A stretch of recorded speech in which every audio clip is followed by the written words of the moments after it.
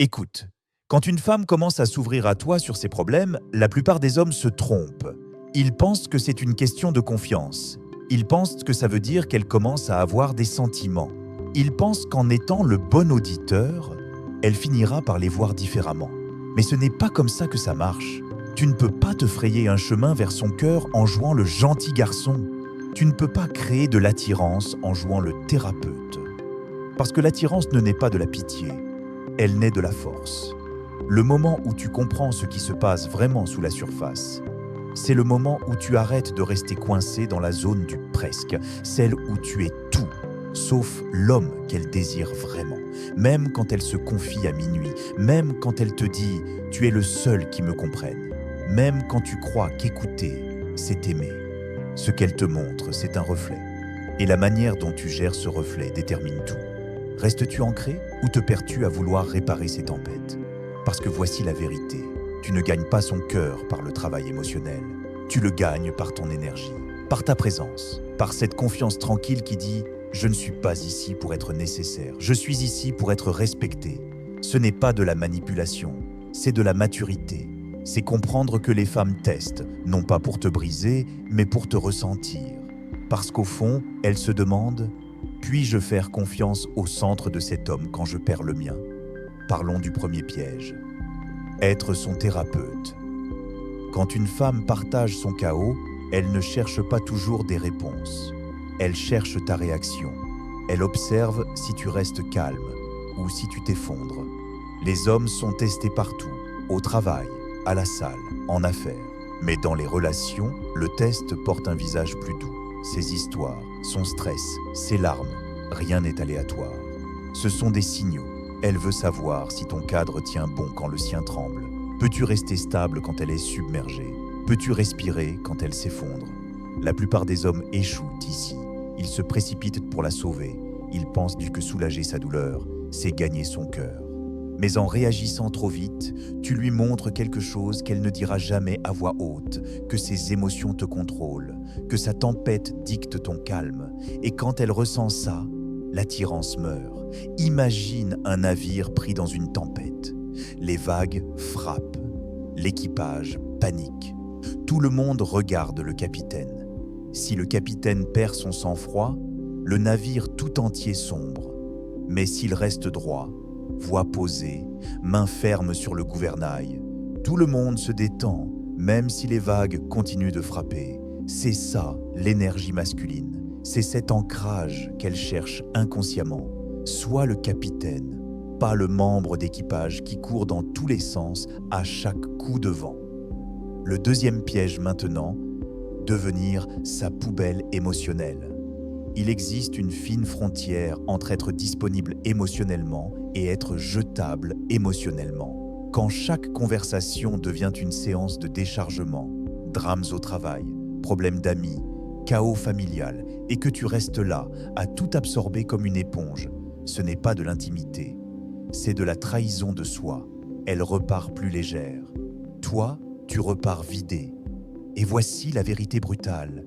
Elle ne respecte pas l'homme qui laisse faire ça. Parce que si tu ne peux pas protéger ta propre paix, comment pourrais-tu protéger la sienne? Soutenir, ce n'est pas absorber la douleur. C'est apporter une direction, pas se noyer dans l'émotion. Les vrais hommes ne deviennent pas des poubelles émotionnelles. Ils deviennent des ancres émotionnelles.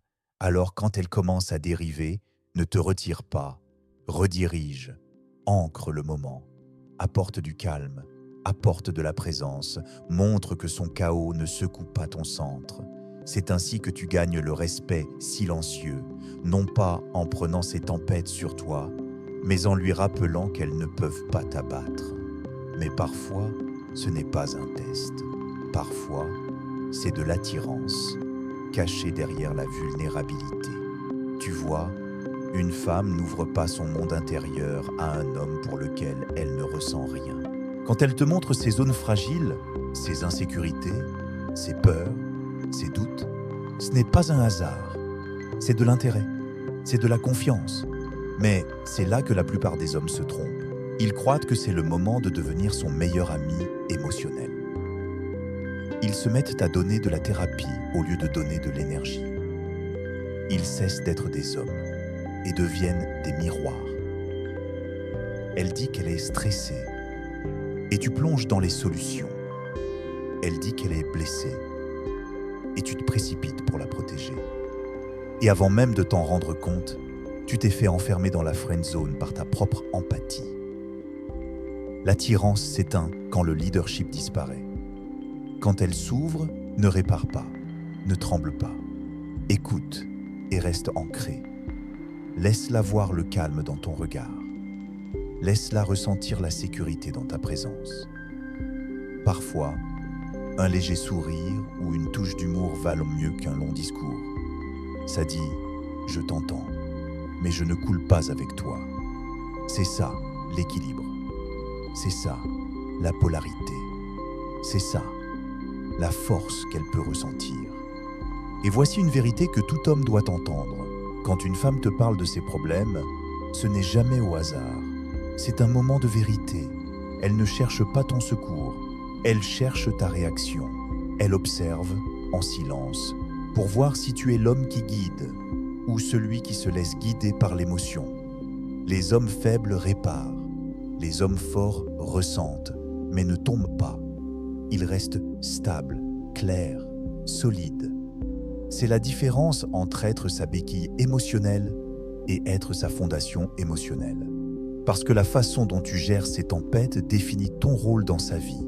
Sois son encre, pas son écho. Reste calme quand elle est chaos. Reste ancré quand elle tourbillonne. Guide-la quand elle perd la direction.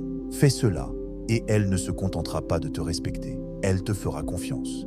Et une fois qu'elle te fait confiance, l'attirance vient naturellement. Parce qu'au fond, elle ne veut pas la perfection. Elle veut la présence. Elle veut sentir ta stabilité quand elle perd la sienne. C'est ce qui distingue les hommes sur qui elle s'appuie de ceux qu'elle admire. Conclusion. Ton de clôture. Si cela te parle, souviens-toi, ces émotions ne sont pas tes ennemis. Ce sont des invitations. Des invitations à montrer quel genre d'homme tu es vraiment. Ne réagis pas. Réponds. N'absorbe pas. Guide. Sois le calme dans le chaos. Sois la gravité autour de laquelle elle gravite. Et observe comment tout, l'attirance, le respect, la connexion, commence à s'aligner naturellement.